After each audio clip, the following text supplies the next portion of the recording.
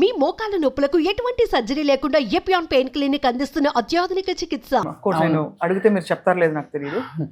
చాలా మంది what I heard is that superstar Mahesh Babu అలాగా చాలామంది నమ్రత వీళ్ళందరూ they have transform their lives into being vegan. మరి వాళ్ళు వీగన్ ఉన్నారో లేదో నాకు తెలీదు. చాలామంది వెనక్కి ముందుకి వెళుతూ ఉంటారు, కానీ మోర్ వెజిటబుల్స్ మనం లేబుల్స్ పెట్టుకోవాల్సిన పని లేదు. నేను అదే అంటాను, నువ్వు వీగన్ అయిపోక్కర్లా, ప్లాంట్ బేస్డ్ డైట్ ఎక్కువ ఫుడ్స్ తిను, ఎక్కువ fruits and vegetables and plant based foods ఎక్కువ తిను, నీకు ఆరోగ్యానికి మంచిది. అప్పుడప్పుడు నువ్వు మాంసాలు తిన్నా చేపలు తిన్నా అది వేరే విషయం, అది నీకు హాని జరగదు ఎక్కువ ఇది తింటే. కానీ నువ్వు మెయిన్ నీ న్యూట్రిషన్ కోసం దాని మీద డిపెండ్ అవ్వద్దు. That is what I'm trying to say. Excellent. నీ న్యూట్రిషనల్ నీడ్స్ కోసము మాంసాల మీద ఆధారపడద్దు. ఆధారపడకుండా కూడా నీకు చాలా బెనిఫిట్స్ ఉన్న ఫుడ్ ఉంది అని అది నేను టేస్ట్గా తినటం నేను చూపిస్తాను అన్న ఉద్దేశంతో ఈ పాట. ఇక్కడ నేను స్పెసిఫిక్గా అమౌంట్ ఆస్క్, ఈ మధ్య diabetes, gut health issues, cancer, అసలు అంటే పెస్టిసైడ్స్ వల్ల మన బాడీలో ఎంత హామ్ జరుగుతుంది కెమికల్స్ వల్ల అనేది గ్రహించలేని స్థితిలో చాలా మంచి లైఫ్ అని అనుకుంటున్న వాళ్ళకు కూడా వచ్చేస్తున్నాయి, లంప్స్ వచ్చేస్తున్నాయి.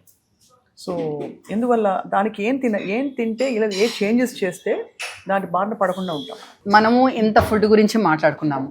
ఇప్పుడు మీరు అంటున్నారు క్యాన్సర్స్ ప్రివెంట్ చేయాలంటే, ఈ జీవన విధానం వల్ల వచ్చిన డిసీజెస్ ప్రివెంట్ చేయాలంటే, నేను అన్న దాంట్లోనే అనేసాను, ఉత్తి ఫుడ్ ఒకటే కాదు, మన లైఫ్ స్టైల్స్ మీద ఉంటుంది ఆధారం.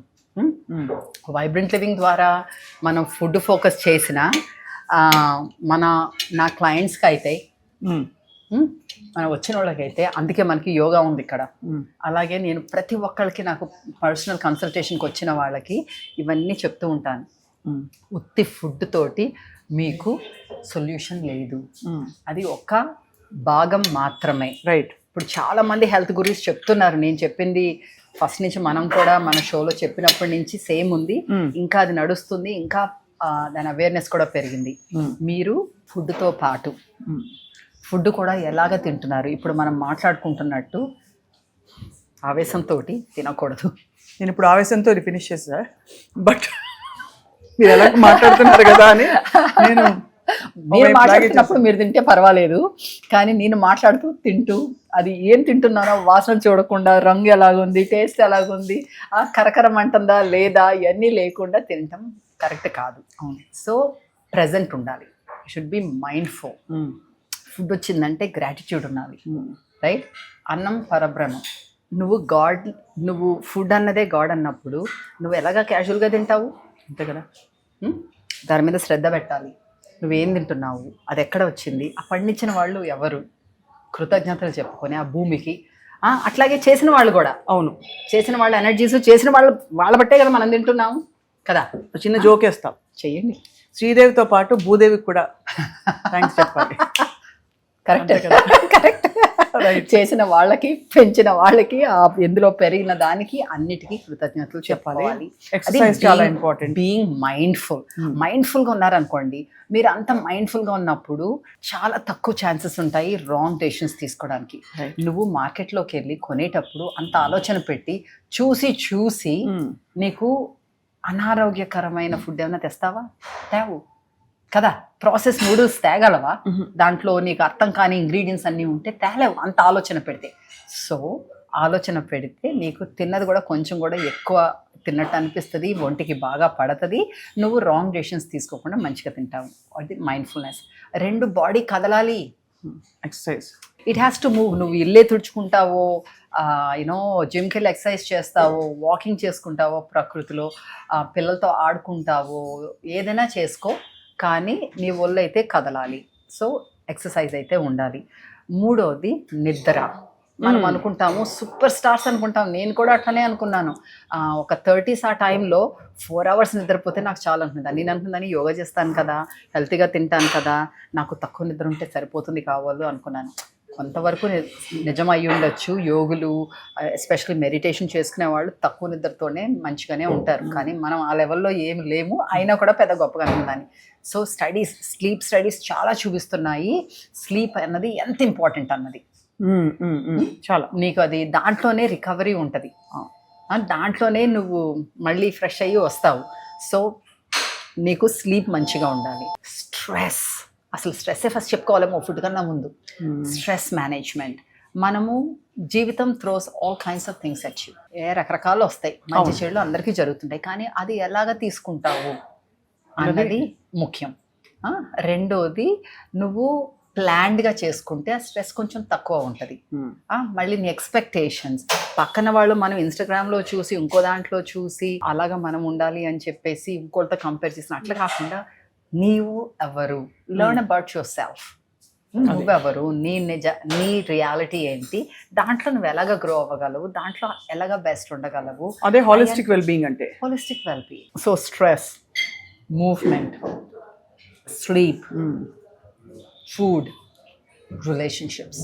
ఇందాక అనుకున్నాం కదా, relationships with food, relationships with each other, with your self, with the world around you. Connect with the nature, relationship with the nature. So iyanni undali veetlo then that is a holistic well-being. That's why I call myself a holistic nutritionist. Right. The nutrition with all of this combined. చాలా మంది stress eating అంటారు. Stress వస్తే ఏం తినాలి చెప్పనా? ఒక formula, easy. Don't eat anything. స్ట్రెస్లో ఉన్నప్పుడు నువ్వు ఫుడ్ తినకూడదు. అంటే నువ్వు స్ట్రెస్లో ఉన్నావు అంటే నీ గట్ ఇస్ అండర్ స్ట్రెస్. ఇంకా దానికి మైండ్ స్ట్రెస్, బాడీ మైండ్ ఉంది కదా, gut and mind axis, that connection ఉంది. నువ్వు స్ట్రెస్ అన్నావు అంటే ఈ రెండిటికి కనెక్ట్ ఉంది, రెండు under stress. So when it's under stress, it's not going to function well. Just like how you can't function well, your internals also won't function. So you don't give it more work. Because tintam ante work e kada body ki. Now it has to produce the digestive enzymes to process it and all of that. So don't eat. Stress lo unte don't eat. Take time to breathe. Mindful breaths. Take mindful breaths. They ఇవన్నీ అనుకుంటాము. చిన్నప్పుడు నేను కూడా అనుకునేదాన్ని, అబ్బా బ్రెత్లోనే అంత power ఉంటే free కదా.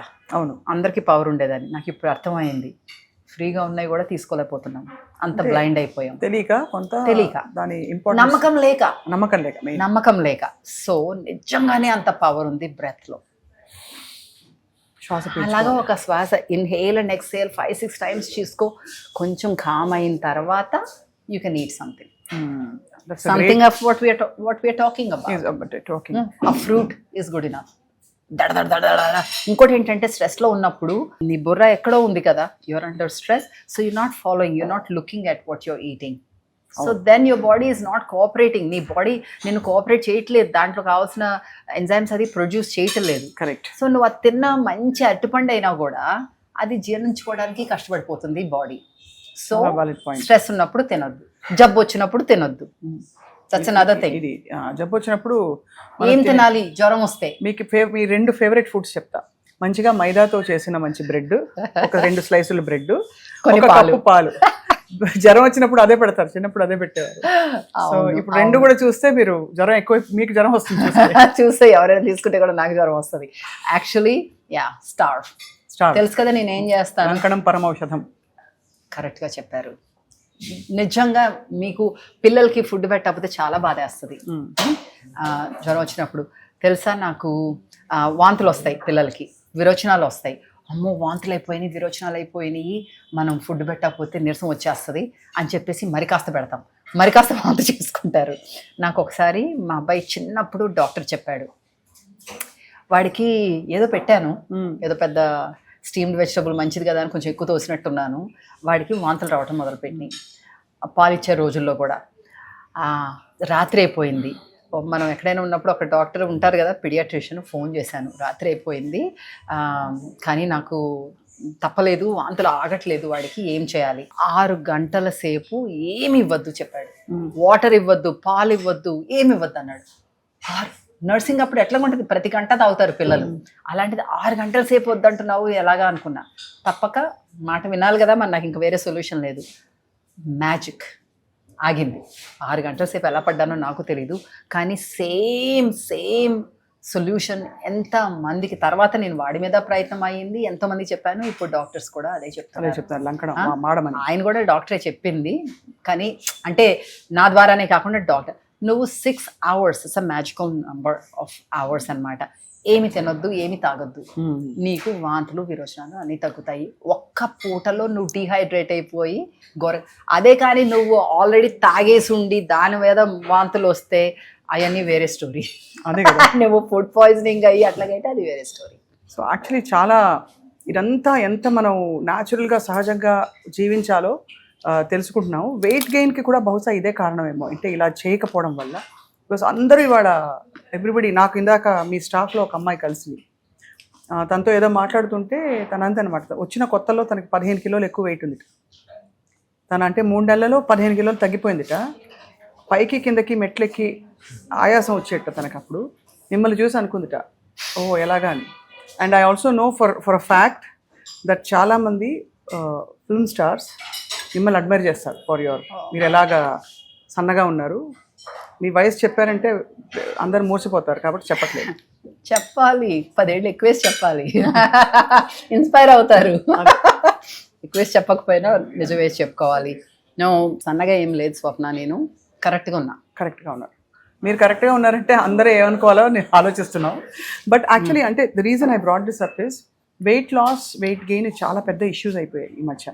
ఎందుకంటే దానివల్లే కొంచెం రకరకాల కొత్త రొటీన్స్లోకి వెళ్ళిపోతున్నారు. అవును. బట్ మీరు ఎప్పుడు చెప్పేది శుభ్రంగా హోల్ ఫుడ్స్ తిని, కావాల్సినంత తిని, సరిగ్గా తింటే ఆ వెయిట్ కూడా ఆటోమేటిక్గా తగ్గిపోతుంది, ఇన్ఫ్లమేషన్ తగ్గిపోతుంది బాడీలోని.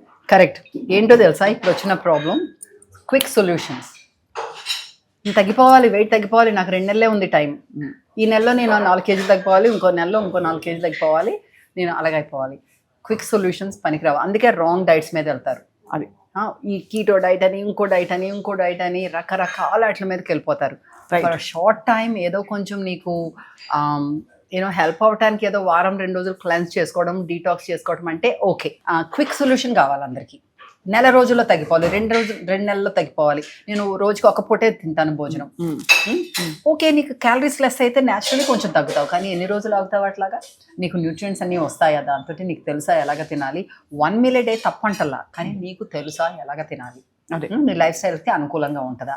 రెండోది, నీకు ఆ వెయిట్ లాస్ అన్నది సస్టైనబుల్గా ఉండాలి. అంటే 2 నెలలు మళ్ళీ తింటే వచ్చేస్తుంది. మళ్ళీ తినకుండా ఉంటామా మరి? What is the reason for losing weight? You want to be healthy and happy. If you not happy because somebody is eating and you're not eating and వాళ్ళకి ఎంత ఎనర్జీ ఉంది, నాకు ఎనర్జీ లేదు, what kind of life is that? నువ్వు సన్నగా ఉంటే మాత్రం ఇంకెందుకు? సో మనం ఏం చేయాలంటే ఇంత టైం అని తీసుకోవాలి. ఒక 6 నెలలు ఇచ్చుకో, సంవత్సరం ఇచ్చుకుంటే ఇంకా మంచిది. అది నీ లైఫ్లోకి నీ బెనిఫిట్స్ నీకే ఉండిపోతాయి. పోతుంది అని కూడా భయం ఉండదు, ఫియర్ ఉండదు. లేకపోతే నాకు వెయిట్ వచ్చేస్తుందేమో మళ్ళీ అని ఫియర్ అక్కడ ఉంది, నాకు తినాలనేది తినకూడదు. సో అంత పెద్ద ఎఫర్ట్ పెట్టకుండా ఉండాలి అంటే కొన్ని చిట్కాలు. రైట్. కొన్ని చిట్కాలు. ఒకటి, ఇనఫ్ టైం ఇవ్వండి. నెక్స్ట్ బర్త్డేకి అనుకోండి, ఈ బర్త్డేకి చెప్పుకోండి, నెక్స్ట్ బర్త్డేకి అనుకోండి. అప్పుడు తినేటప్పుడు మీరు ఏం తింటున్నాను అని క్వశ్చన్ చేయండి. అది సంపూర్ణ ఆహారం కాకపోతే, నా బాడీ ఒక టెంపుల్, నేనే అది దేవుడు, ఆ దేవుడు ఈ టెంపుల్లో ఉండటానికి కరెక్ట్ కాదు, అందుకని నేను సంపూర్ణ ఆహారం తిన్నాను. సంపూర్ణ ఆహారం అంటే నేచర్ నుంచి వచ్చింది. రైట్. ఎక్కువ దాన్ని తీసేసి యాడ్ చేసి కెమికల్స్ యాడ్ చేసి అట్లా కాకుండా, ప్రాసెస్ చేయకుండా లిమిటెడ్ మినిమల్ ప్రాసెసింగ్, అంటే స్ప్రౌటింగ్, సోకింగ్, గ్రైండింగ్ అలాంటివి. ఓకే, అలాంటివి తింటూ ఎంత కావాలి అంటే అంత తింటూ, కడుపు నిండా తింటూ. కడుపు నిండా తినాలి అంటే సరే ఇది బ్రౌన్ రైస్ కదా, మిల్లెట్స్ కదా, సంపూర్ణ ఆహారం కదా, నేను ఇంత తింటాను అంటే లాభం లేదు.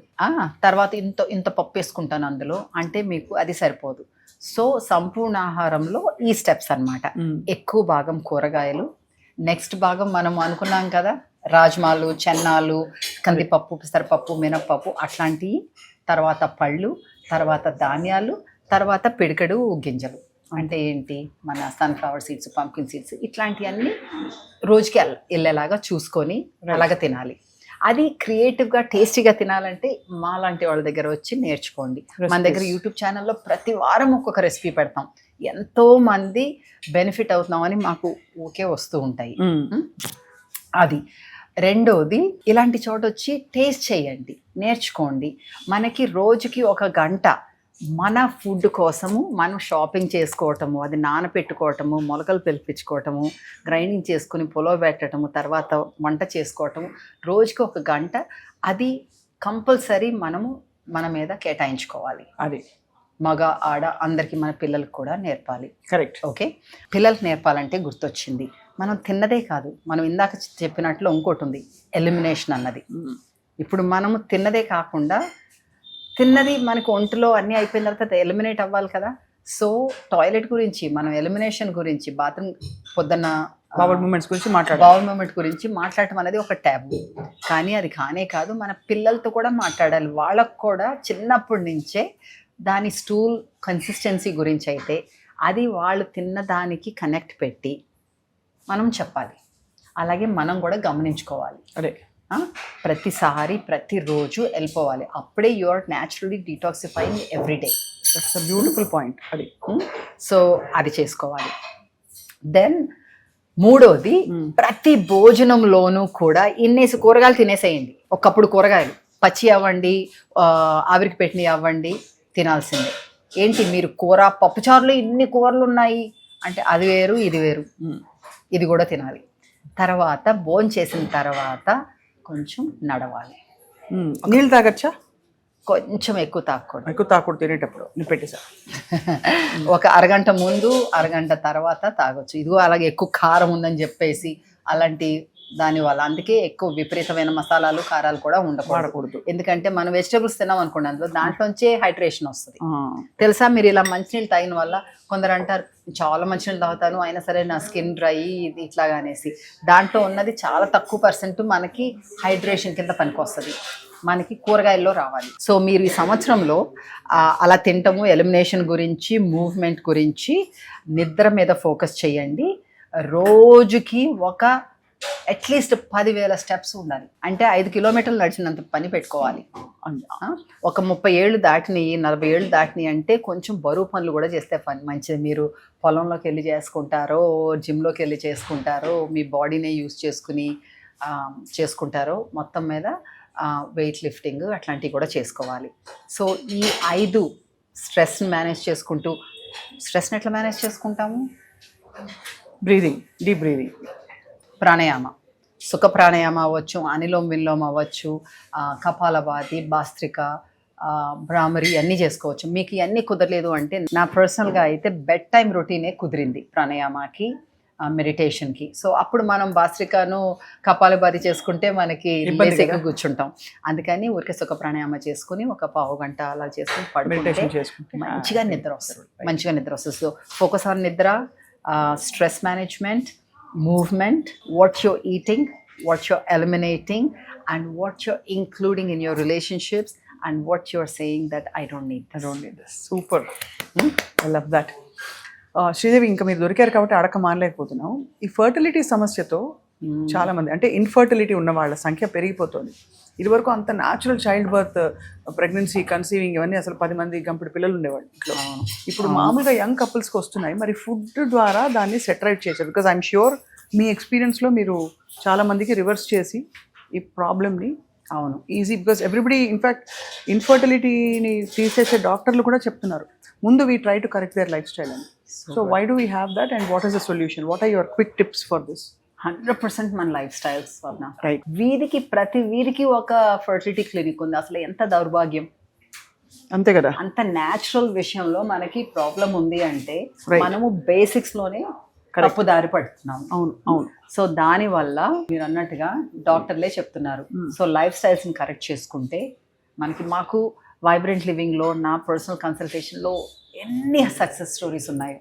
Where they corrected their success stories. మొన్ననే ఫుడ్ లైఫ్ స్టైల్స్ మనం మాట్లాడుకోవడం, ఒక 3 months 4 months హ్యాపీగా నీకు పీసీఓఎస్ పక్కకి వెళ్ళిపోతుంది, ఫర్టిలిటీ ఇష్యూస్, మెనోపాజల్ వాళ్ళకి 3-4 months మీరు ఇంకా జీవితంలో ప్రాబ్లం లేకుండా ఉంటది అని హామీ ఇస్తుంటే చేసుకోలేరా కదా? అంతే. సో నాకు మొన్న కూడా, సో 2 పిల్లలు ఉన్నారు ఇప్పుడు.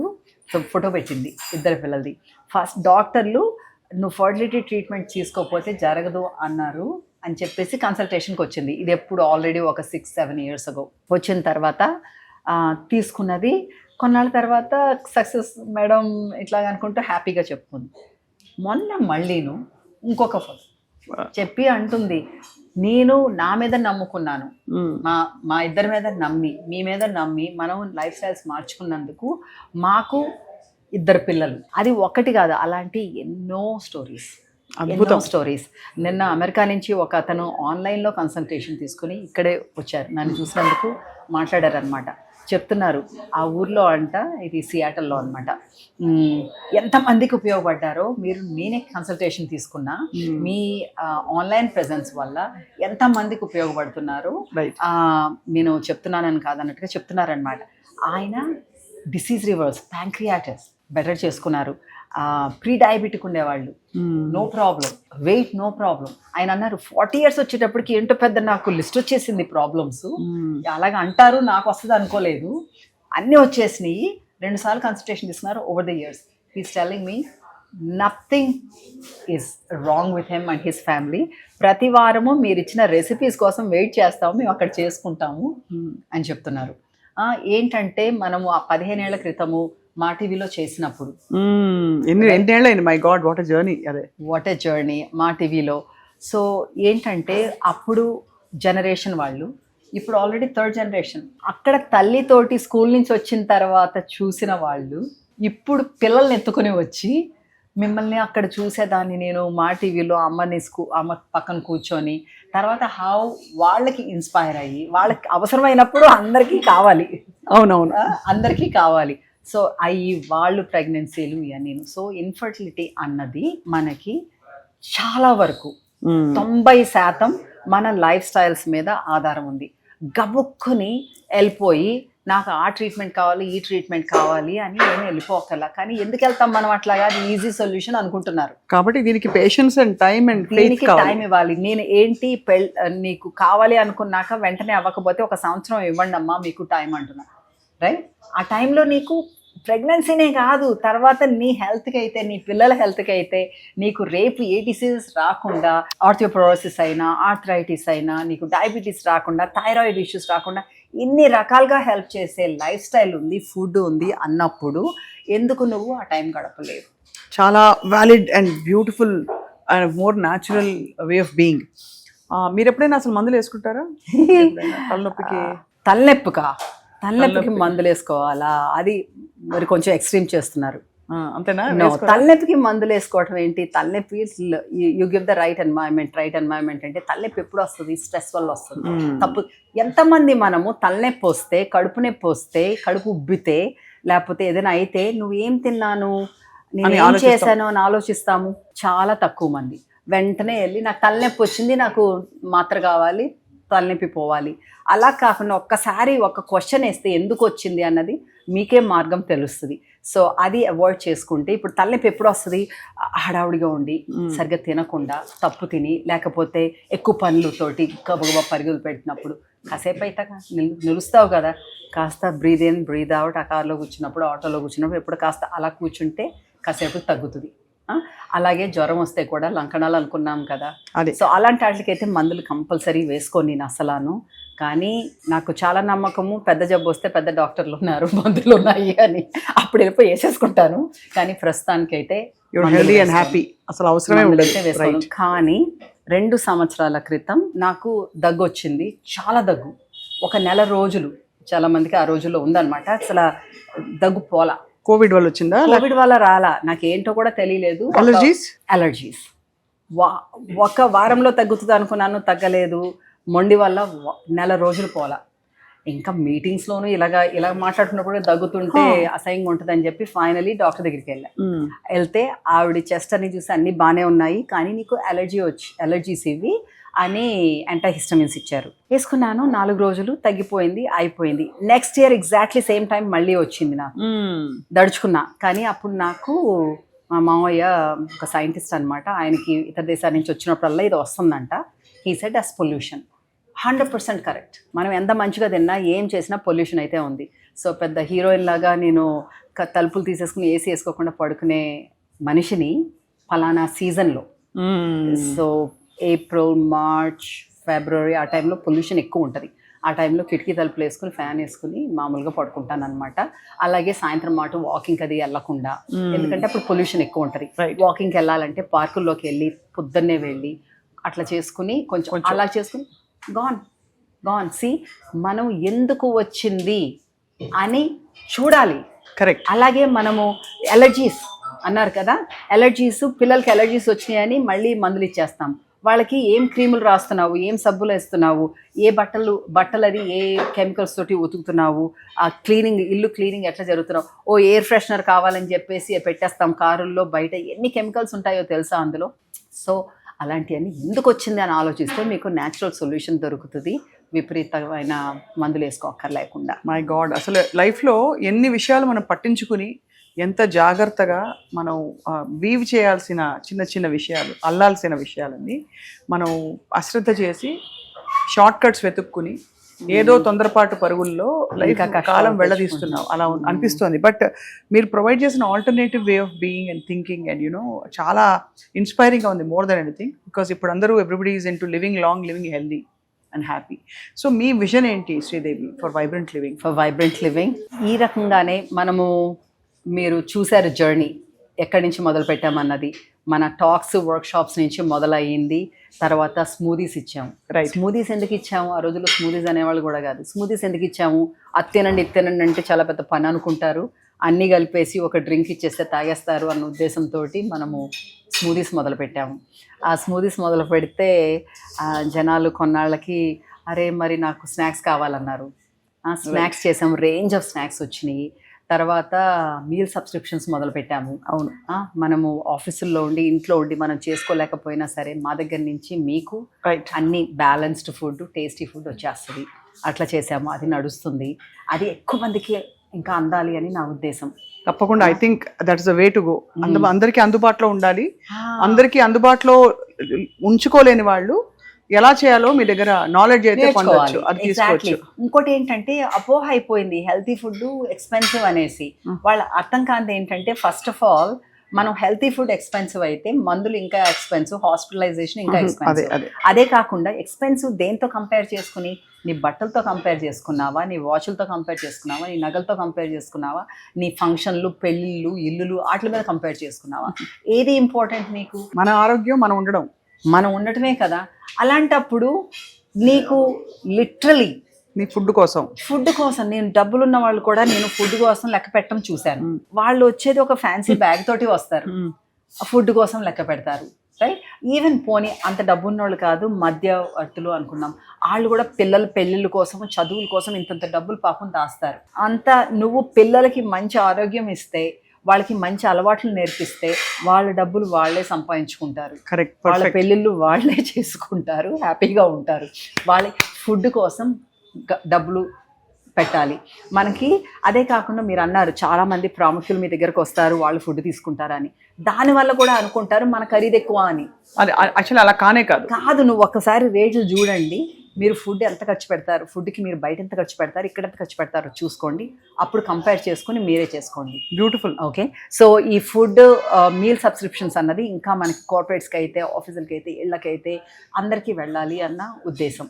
ఎందుకంటే ఇప్పుడు అనుకున్నాం కదా, సంవత్సరం పొడుగునా మీరు ఇలాగ తినండి మీకు ఇలాగ వస్తుంది అనేసి. కానీ వాళ్ళు ఓకే తినాలని ఉంది కానీ నాకు చేసుకోవటం రాదు, టైం లేదు, అట్లాంటి వాళ్ళు కూడా మనం అందుబాటులో ఉండాలని. రెండోది, ఇప్పుడు మనము 2-3 లొకేషన్లు ఉన్నాయి, అలాగే ఇతర సిటీస్ కూడా రావాలి అని చాలా మంది అడుగుతున్నారు. సో మనము అక్కడ కూడా మనలాంటి పిచ్చి వాళ్ళు, మనలాంటి ఇంట్రెస్ట్ ఉన్న వాళ్ళతోటి మనము కొలాబరేట్ చేసుకుని అక్కడ కూడా పెట్టాలని అయితే ఉంది. దానికోసం అంటే మనం స్ప్రెడ్ మనం సొంతంగా టైం అన్ని చోట్ల ఉండలేము కదా. అవును, అది అలాగే ఇతర దేశాల్లో కూడా చూద్దాము. అలాగే మన స్నాక్ ఐటమ్స్ అండి, స్నాక్ ఐటమ్స్ ఇంకా హ్యాండీగా ఉండాలి అని చెప్పేసి మనము ఇంటర్నేషనల్ సర్టిఫికేషన్స్ తోటి అన్నిటితోటి క్లీన్ రూమ్ ఫెసిలిటీ ఉన్న ప్రొడక్షన్ ప్లాంట్ ఒకటి పెట్టాము ఈ మధ్యన, మన అవుట్ సైడ్ ఆఫ్ ఒక ఫామ్ మధ్యలో. అక్కడ అన్నీ తయారవుతున్నాయి. దాంట్లో మనం కొత్త రేంజ్ ఆఫ్ స్నాక్స్ కూడా ఇంకా వెరైటీ అందుబాటులోకి తీసుకురావాలి, అందరికీ అందుబాటులో ఉండాలని కోరిక. అసలు అమేజింగ్గా ఉంది మీ జర్నీ, వెరీ ఇన్స్పైరింగ్. ఫుడ్తో మీ ప్రయాణం, లైఫ్తో అండ్ చెట్టు చేమ అన్నీ కలిసి మనం హాయిగా సహజీవనం చేయొచ్చు ప్లానెట్ మీద. మన ఆరోగ్యం కూడా చాలా చాలా హాయిగా గాజుపదులుగా చూసుకుంటూ సహజంగా జీవించవచ్చు, డిసీజ్ని ప్రివెంట్ చేయొచ్చు. ఒకవేళ ఈ పాటికి వచ్చేసున్నా కూడా దాన్ని రివర్స్ చేయొచ్చు. ఇవి మీరు ఇస్తున్న హామీలు. So very inspiring journey Sridevi. Thank you. And we have nature with us. ఎప్పుడు అంటాను అవన్నీ నాకు చేయటం రాదు, నాకు తెలీదు, నమ్మకం లేదంటే you are not alone. You have the universe with you. అదే అంతే కదా, అంతే nature with you, universe with you. కొందరు గాడ్ అంటారేమో సేమ్ని. సో ఉన్నారు, నీకు కావాల్సిన శక్తి వస్తుంది నీకు సంకల్పం సరిగ్గా ఉంటే. అంతే, రైట్? అబ్సల్యూట్లీ. ఆ మంత్రం మీదే నడిపించుకు వస్తున్నాము వైబ్రెంట్ లివింగ్ని. చాలామంది స్టాఫ్ ఉన్నారు, చాలామంది మా శ్రేయోభిలాషులు ఉన్నారు. ఎస్, నాగార్జున గారు ఐ నో ఫర్ ష్యూర్ చాలా అడ్మైర్ చేస్తారు మీ ఫుడ్ని. మీరు the way you have built health and wellness as part of our life. వాళ్ళకి వాల్యూ తెలుసు కాబట్టి దానివల్ల. అండ్ ఆయన కూడా ఎలా ఉన్నారు ఇవాళ అంటే ఆయన కత్తిలాగా ఉన్నారు. చిరంజీవి గారు చూస్తే కూడా ఇట్స్ ఎంత బాగున్నారు చూసారా. వీళ్ళందరూ కూడా చూసారా ఏంటండి, ఇప్పుడు మనకి అంత ఫిట్గా ఉన్నాళ్ళంటే ఊరికే రాలా, వాళ్ళకి ఊరికే రాలా. మీరు షార్ట్ కట్స్ తీసుకుంటే ఎల్లకాలం అలాగా ఉండరు. ఆ సినిమాకు ఉంటారు అంతే, తర్వాత ఉండరు. సో వీళ్ళందరూ ఉన్నారంటే వాళ్ళకి మంచి అలవాట్లు ఉన్నాయి. ఆ మంచి అలవాట్లు వాళ్ళది చేసుకున్నారు. They made it their habits. So habit forming చాలా ఇంపార్టెంట్ అనమాట. మనము కన్సిస్టెంట్గా మంచి హ్యాబిట్స్ని మనం అలవాటు చేసుకొని దాంతో ముందుకెళ్తే అది. నేను ఈ మధ్య అంటున్నాను, ఒకప్పుడు నిద్ర అంటే కొంచెం కష్టంగా ఉండేది నాకు. తర్వాత గత ఫ్యూ ఇయర్స్ నుంచి పర్వాలేదు, మంచిగా ఉంది, కొంచెం గట్టిగా బాగుంది. యాక్చువల్లీ గట్టిగా చెప్పాలంటే భయం అనమాట. మళ్ళీను ఏంటో తెలిసిన మెడిటేషన్, ప్రాణాయామ, దానివల్ల కొంచెం అసలు మ్యాజిక్ లాగా పనిచేస్తుంది. బెడ్ టైం మెడిటేషన్ అండ్ సుఖ pranayama. And and and and ఈ రోజుల్లో మనం ఇలా చెప్పకుండా అసలు ఆపకూడదు. ఏంటిది? Bed time routine. ఇంత లైట్లు పెట్టేసుకొని గలగల టీవీ చూసుకుంటూ గోల కింద ఉండి 10 నాకు నిద్ర టైం అయిపోయింది, నేను పడుకోవాలంటే నీకేం నిద్ర ఆన్ అండ్ ఆఫ్లో ఉండదు. మీరు 10 చాలా మంచిగా చెప్పారు. 12 లోపు ఎవరు పడుకోవట్లేదు ఇప్పుడు. ఇంకా చూడు. అదే కాదు, అలాగా ఉండాలి. కొంచెం 3 గంటల సేపు ముందు నువ్వు డౌన్ అయిపోవాలి, కొంచెం నిదానంగా. అలాంటివి చేసుకుంటూ ఉంటే నీకు మంచి నిద్ర వస్తుంది, క్వాలిటీ స్లీప్ వస్తుంది. డెఫినెట్లీ. అలాగే 3-4 గంటల ముందు తినటం ఆపేయాలి. చాలా అసలు ఎంత treasure of knowledge you are Sridevi. మీతో ఇవాళ ఇంటరాక్ట్ అవ్వడం, మీ బ్రంచ్ ట్రై చేయడం, ఇంకా నా బ్రంచ్ అవ్వలేదు బట్ ఇంతవరకు తినబోతున్నవి అన్ని కూడా చాలా రుచిగా ఉన్నాయి. Thank you so much. అప్పుడప్పుడు నాకు మేము ఇలా వచ్చేసి చక్కగా ఒక స్మూతీ గురించో, ఒక చెట్టు గురించో, ఒక పుట్ట గురించో మాట్లాడుకుంటూ హాయిగా బోల్డ్ అంత జ్ఞాన సంపదని అందరికీ ఇద్దాం. Thank you so much Sridevi. నమస్కారం. Thank you for having me.